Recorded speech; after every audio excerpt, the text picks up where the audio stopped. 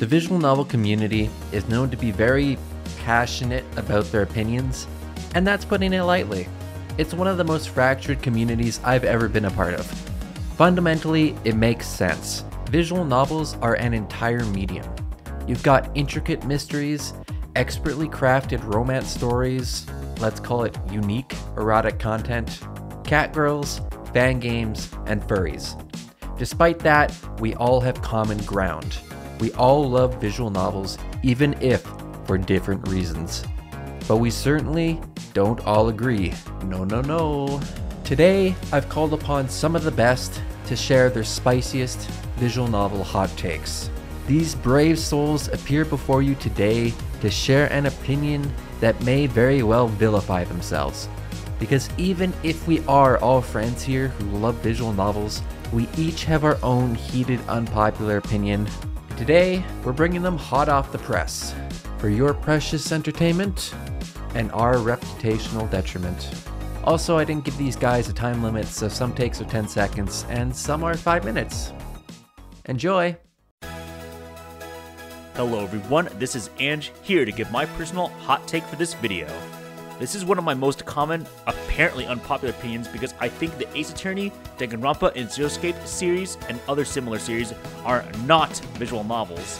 Visual novels as a whole are already very niche as is, and when we consider that well over 90% of them have zero gameplay, with only a handful having completely skippable minigames at worst, the fact that people lump up these gameplay story hybrids together with actual visual novels just makes me think they just want a heavily convenient way to group their favorite stories together when they just need to face the facts. These are mystery games, not mystery visual novels. If you want a mystery visual novel, we got plenty of those between Ever 17, Raging Loop, and Root Double, and similar series. Let me re-emphasize, it's the constant, forced gameplay that makes these three series not visual novels. If they were visual novels, you would not have to be forced to search through murder scenes, rack your brain to figure out the next proper evidence to present, or figure out a way to get out of a locked puzzle room that takes at least 30 minutes of your time for some stupid reason. What does not help is apparently people simp for using VNTubers as a way for deciding whether something is a visual novel or not.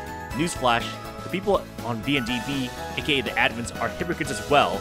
They straight up admit on the Phoenix Wright Ace Attorney pages that according to their inclusion criteria, this series should not be considered visual novels, but because they know people will get salty, they keep the series on VNTubers because they're pussies and will never take it down. The fact that they don't do the same for Danganronpa, the fact that they pick and choose which entries in the Zeroescape series are allowed on VNTubers, as well as outright rejecting games like 13 Sentinels Aegis Rim, pretty much confirms that both VNTubers admins and the weirdo fans that consider the three series I've been talking about as visual novels are hypocrites as well, and need to reevaluate how quote-unquote inclusive they are. He's already dead! Pussies. I've got too many hot takes to count, but here's a few of them, rapid fire. Number 1. We need more math problems in visual novels, like the one at the end of Muramasa. This will ensure that we have a very high IQ visual novel community. Number 2. The cast of all visual novels should be forced to include at least one character who is a lolly. Number 3. We need more protagonists who are like orangutans. It's refreshing to play as an assertive Chad rather than some nondescript beta male for the 10,000th time. Number 4. We should increase the age of the average main character so that there are more adult protagonists. However, the age of heroines should remain constant. And finally, and most importantly, number 5, all ages needs to be defeated once and for all. Like, come on, guys, what are we doing here? We're not watching Disney films. But the story doesn't allow for porn to randomly be inserted. Then rewrite the story, pussy.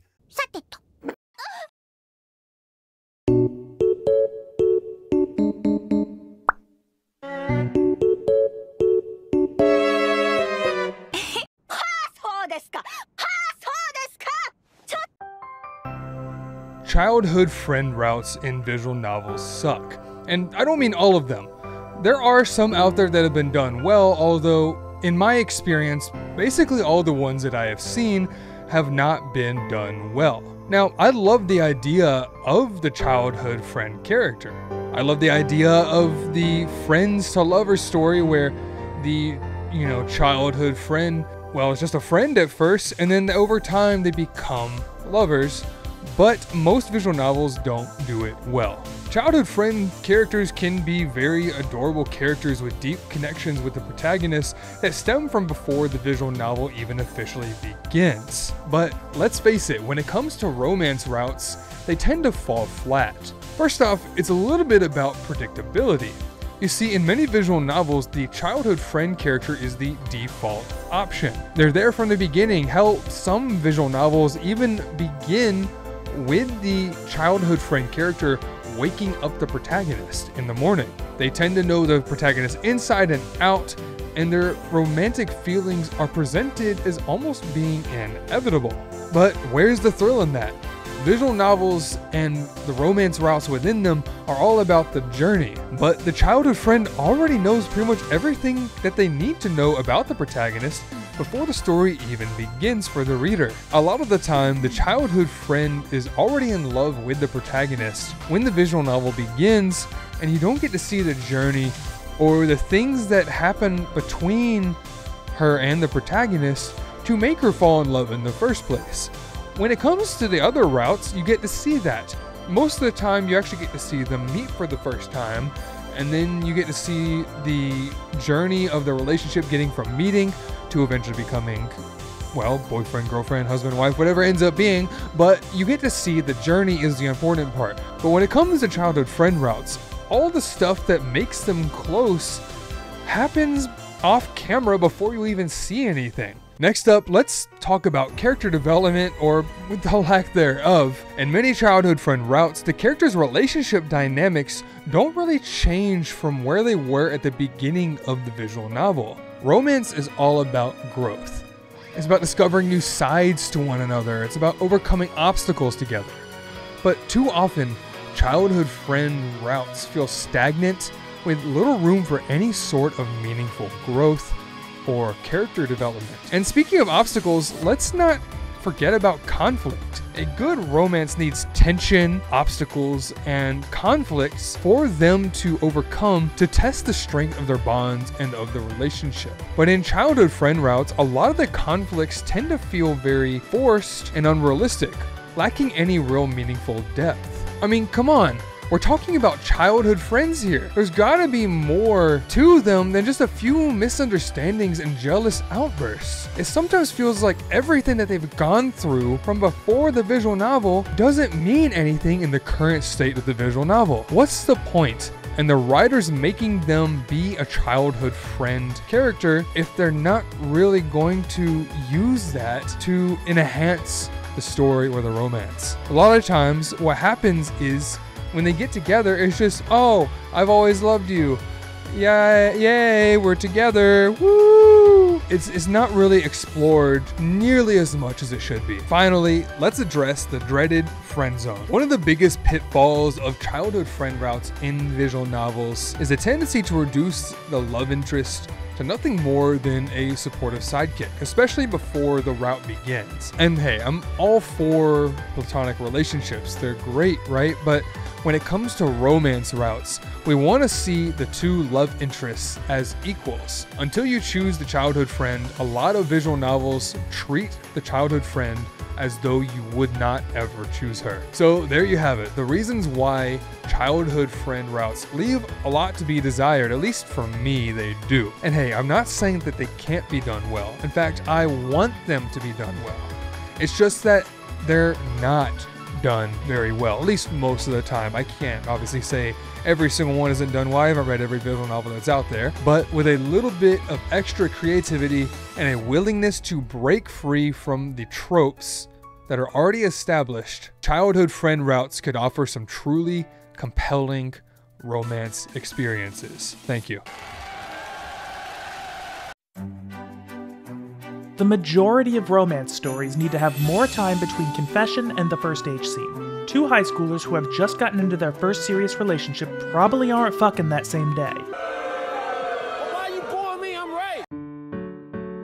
Hi, Kojika here. So my hot take is about adult content in visual novels. The adult scenes encountered in most visual novels on the market are something I really grapple with. While I understand that these scenes often cater to players' desires for intimacy with their heroines, I often find them forced and contrived, to be honest. For instance, in one of my first visual novels, Canon, the H scenes, despite occurring after an emotional connection has been established with the heroine, felt quite unnatural. The characters seemed to act in ways that didn't align with their personalities, and that creates a sense of forced intimacy, and I don't think that is an outlier. In a more recent example, I'm playing Kara no Shujo at the moment, and despite the fact that the protagonist is literally getting laid with high schoolers, when it comes to the character named Takashiro Natsume, the H scenes involving this character felt quite random and lacked any apparent purpose, and you couple that with the absence of emotional connection, which I personally need for such scenes to be engaging. It just leaves me simply clicking through to this next scene because I just feel like it's a waste of my time. Of course, this is just my take, and I understand that others may have different opinions about it, but I just wanted to express my frustration when encountering these scenes in visual novels.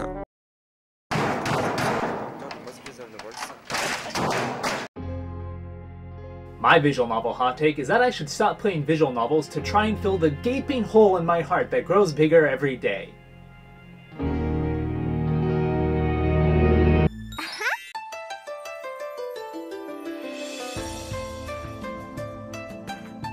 How do you feel about lollies? That's a tough one because my answer could either get me looked down upon by one group or another, I feel. I would say that I think legal lollies are fine because in real life there are petite people. That's just how it is. Flat-chested or just smaller individuals. They exist, believe it or not. So I think, you know, they're fine in anime form. I just don't know how I feel about, I guess, characters that are made to look young. I don't believe in the 5,000-year-old vampire or whatever deal. I think that's taking it a little bit too far at times, but for the legal lollies, they're fine. The Steins Gate homies knows, you guys will know what's up. Little sister routes, specifically blood-related ones. I think they're fine. It's all fiction. It's whatever. It's weird. I think there's like a kink for enjoying, I don't know if kink's the right word, but there's like a kink for enjoying, I guess, taboo stuff in fiction. I think as long as it remains fiction and is strictly knowingly fiction, it's totally fine. Like, you know, I enjoyed Yusuga no Sora, the anime. I haven't gone through the visual novel yet. I'm still waiting for the translation to finish, but I mean, that was a good story, and it did have this. Not stating where, because I don't know if that's a spoiler, but I have not experienced too much of this. I think there was something in a visual novel that I had played. I'm not going to state which one it is because, again, spoilers. It's a really well-known and liked visual novel in the community, but I did think that was a little weird just because it kind of seemed forced, maybe? I don't know. Yeah, it's a little weird with little sister routes, but I don't mind them because it's fiction. It's just they can be a little strange. I'm so fucking sick of Moage, and it's not even funny. Ubisoft, Moonstone, and any company that turns out this bland crap needs to chill the fuck out. Stop me if you've heard this one before. You are your average, everyday protagonist that likely has some backstory or one specific trait to be made interesting.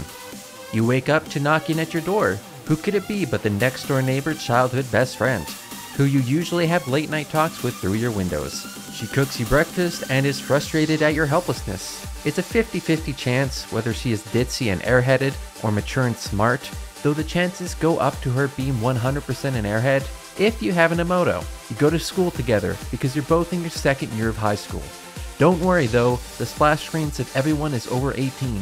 Even the Kohai lolly looking girl that looks up to you as her senpai. She probably has one or two enduring quirky traits, but at the end of the day, she'll be calling you senpai, senpai when she's sucking on your fucking cock.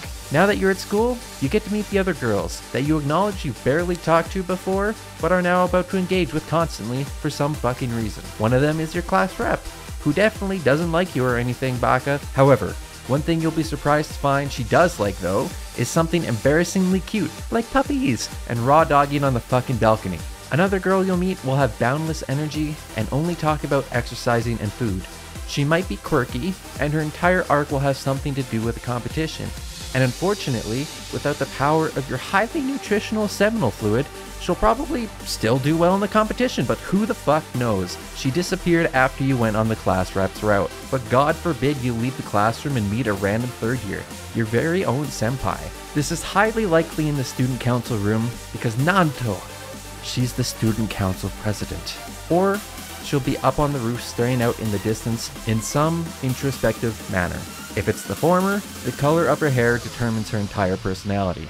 If it's black, she is likely stern and efficient. And if it's any other color, she might look competent, but she's likely a fucking dolt. If it's the latter, you're lucky, because you have the option to jump off the roof.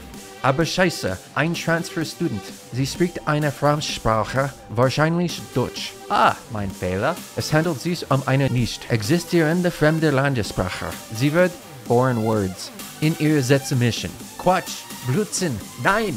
Ah, so your favorite mage is different, eh? Maybe an after-school club, a supernatural cafe. An all-girls school, you say? Well,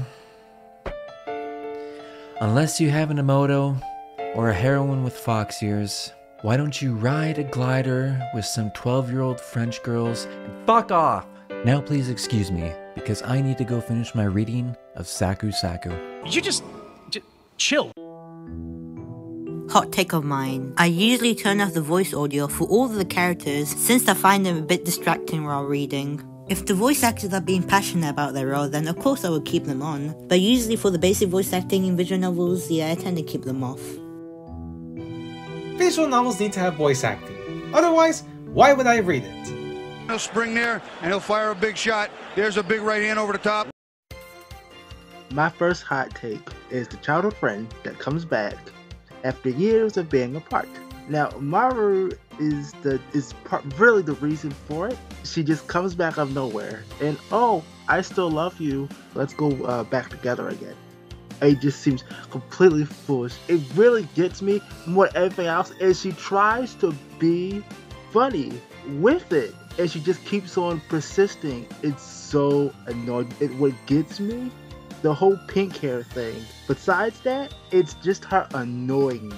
I mean, she can be funny at times, and this is Random World, and by the way, it just really hits hard for me that she just keeps on coming back over and over again. It just seems like a waste to just go for her. Some of you may like her personally, I really just can't. My second point, after a fight, right, probably a mob or anything like that, one character, anyone in particular, oh, you got attacked. Yeah, sure, I got attacked. But there's no scratch on me. I'm not bleeding. None of my limbs are gone or anything like that. For some reason, you're worried about me, even though there's not a damn injury on me. That's something I don't get. I get that you're worried, but I mean, there's no injury on me.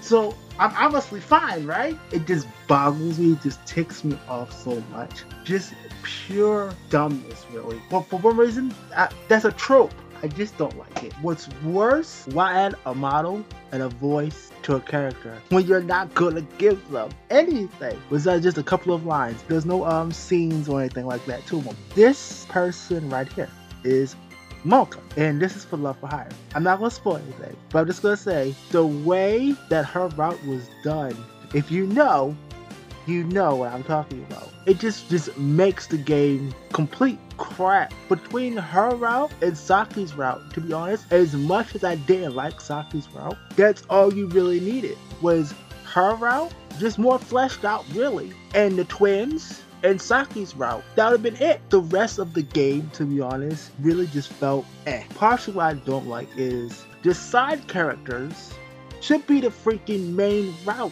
of the game. some main character girls did not even seem interesting. But that's just my personal thing. There's another one. Where are the dads at in freaking visual novels? I mean, the MILFs, yes, the MILFs are hot and all that, yes. Let's see some more dads in freaking visual novels. You know, they don't need to be chads and all that. Just give us some good dads. Some girls like that, and personally, I don't blame them. Or one girl that the main character is going with, their hot MILF mother. Sure, it's another reason to pick the girl, but I mean, it's like, are you really picking the girl, or are you picking the MILF? I think the Western term of visual novel is really screwing us over, like, a lot. It's weird that Ace Attorney is not considered to be a visual novel when there's a lot of, like, weird games that still kind of are considered to be. And it's also weird that the term visual novel doesn't include certain games like the Stanley Parable, Her Story, just a lot of like really interesting narrative games in the West that have gotten a lot of critical acclaim, where if we said, hey, if you liked this critically acclaimed game, here's a whole bunch of other games that you probably would also really enjoy, like a bunch of other great stories. So I think we need to redo the definition. What you just said is one of the most insanely idiotic things I have ever heard. Pussies. And thus ends our visual novel hot takes. Some of us got a little more heated than others, not saying names, but I hope you enjoyed the video. Let us know in the comments below if you agree with any of our hot takes, or maybe you have your own you'd like to share with us. And of course, all the YouTubers who appeared in this video are in the description below, and you should definitely check them out. Thank you for watching, and have a wonderful day.